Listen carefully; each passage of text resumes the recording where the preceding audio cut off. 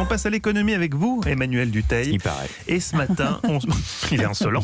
Et ce matin, on s'intéresse au plan batterie que les Allemands et les Français vont lancer. On en sait maintenant un peu plus. Bruno Le Maire et son homologue allemand ont mis hier un coup d'accélérateur. Oui, la France et l'Allemagne ont fait un constat assez simple. Si nous ne fabriquons pas des batteries électriques en Europe, on peut fermer tout de suite nos usines automobiles. Je suis à peine dans la caricature. Un ministre de premier plan me disait récemment, si on ne produit pas de batteries, nos constructeurs vont tout simplement disparaître. Ça a au moins le mérite de la clarté. Il faut dire que dans les petites voitures, la batterie représente la moitié de la valeur, un tiers dans les grosses. Si tout le parc était électrique, vous imaginez bien que nos constructeurs seraient à la peine. Pourquoi ? Eh bien parce qu'aujourd'hui, le marché des batteries est en grande partie dominé par les Coréens et surtout par les Chinois. Alors, comment on fait pour les rattraper ou en tout cas au moins les concurrencer ?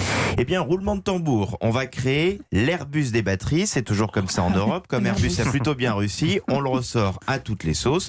Bruno Le Maire, le ministre de l'économie, le dit lui-même. Cette initiative, c'est la plus importante depuis Airbus. On y revient, on retombe sur nos pattes. Donc à quoi ça va ressembler ? On va quand même essayer d'être un petit peu concret. Eh bien, Français, Allemands ou Polonais par exemple veulent créer une filière intégrée qui irait de l'extraction des métaux rares, indispensable à la fabrication d'une batterie, jusqu'au recyclage de ces batteries, tout en passant bien évidemment par la production de ces batteries. 5 à 6 milliards d'euros vont être investis dans ce projet. Une usine pilote devrait ouvrir en France d'ici 1 à 2 ans maximum. Ce sera un petit site, 200 emplois devraient être créés au démarrage.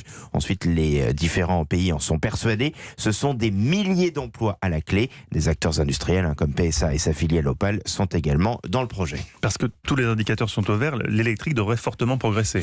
Oui, en effet, il faut donc aller vite. La première des choses à faire, c'est de sécuriser les approvisionnements en métaux rares. Aujourd'hui, ils sont en grande partie à la main des Chinois. Et ensuite, il faut donc créer toute la filière dont on parlait il y a quelques instants. Pour Bercy, c'est une question de souveraineté économique. Si on est dépendant des Chinois, c'est fini. Le problème, c'est que c'est peut-être déjà trop tard. Pékin a mis des plans massifs sur l'électrique depuis des années. Un spécialiste du secteur me disait, c'est ahurissant de voir que des constructeurs chinois qui n'existaient pas ou presque il y a quelques années ont aujourd'hui une technologie très en pointe sur l'électrique. Du coup, nous, on arrive tard. Comme toujours, on palabre surtout beaucoup avant.